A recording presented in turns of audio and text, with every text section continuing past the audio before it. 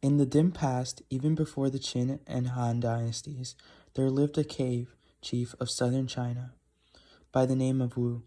As was the custom in those days, Chief Wu had taken 2 wives. Each wife, in turn, had presented Wu with a baby daughter. But one of the wives sickened and died, and not too many days after that, Chief Wu took to his bed and died too. Ye Xin, the little orphan, grew to girlhood in her stepmother's home. She was a bright child and lovely too, with a skin as smooth as ivory and dark pools for eyes. Her stepmother was jealous of all this beauty and goodness, for her own daughter was not pretty at all. So in her displeasure, she gave poor Ye Xin the heaviest and most unpleasant chores.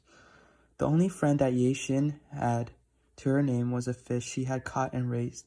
It was a beautiful fish with golden eyes, and every day it would come out of the water and rest its head on the bank of the pond, waiting for Ye Xin to feed it. Stepmother gave Ye Xin little enough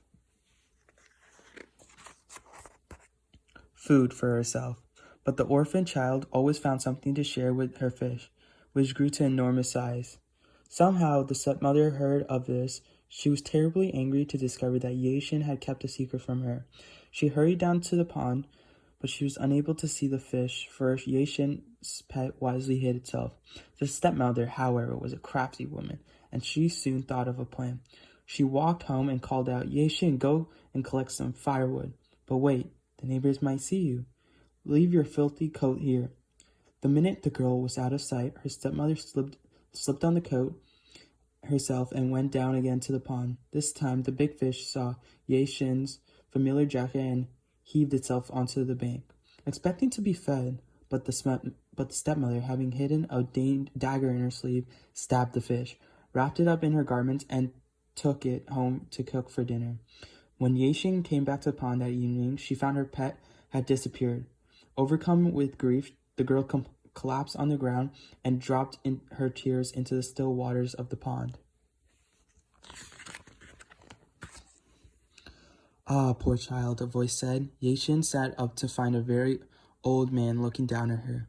He wore the corset of clothes, and his hair flowed down over his shoulders.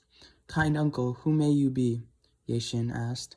"That is not important, my child. All you must know is that I have been sent to tell you of the wondrous powers of your fish."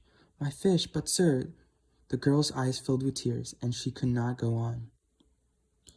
The old man sighed and said, "Yes, my child, your fish is no longer alive, and I must tell you that your stepmother is once more the cause of your sorrow." Ye Xin gasped in horror, but the old man went on. Let us not dwell on things that are past," he said, "for I have come bringing you a gift. Now you must listen carefully to this. The bones of your fish are filled with a powerful spirit. Whenever you are in serious need, you must kneel before them and let them know your heart's desire, but do not waste their gifts." Ye Xin wanted to ask the old sage many more questions, but he rose to the sky before she could utter another word. With heavy heart, Ye Xin made her way to the dung heap to gather the remains of her friend. Time went by, and Ye Xin, who was often left alone, took comfort to speak in the bones of her fish. When she was hungry, which happened quite often, Ye Xin asked the bones for food. In this way, Ye Xin managed to live from day to day, but she lived in dread that her stepmother would discover her secret and take even that away from her. So the time passed and spring came. Festival time was approaching. It was the busiest time of the day. Such cooking and cleaning and sewing there was to be done. Ye Xin had hardly a moment's rest.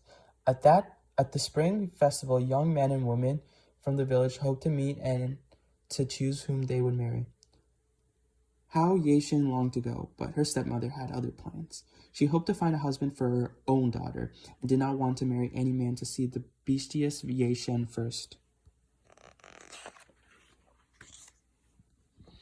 When finally the holiday arrived, the stepmother and her daughter dressed themselves in the finery and filled their baskets with sweet meats.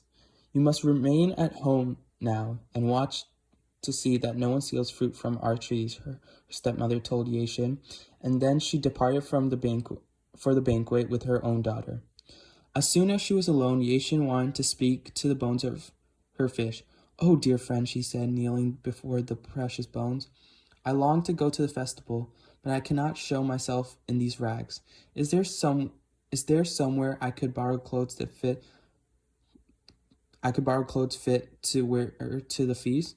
At once she found herself dressed in a gown of azure blue, with a cloak of kingfisher feathers draped around her shoulders.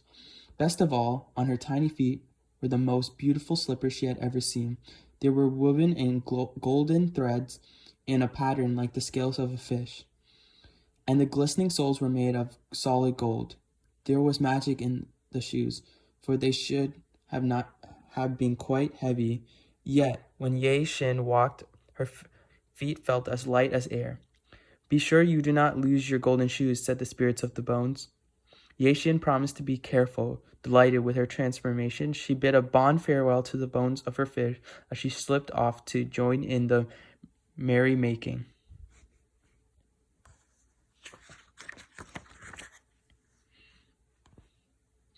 That day, Ye Shin turned many a head as she appeared to the feast. All around her, people whispered, "Look at that beautiful girl. Who can she be?"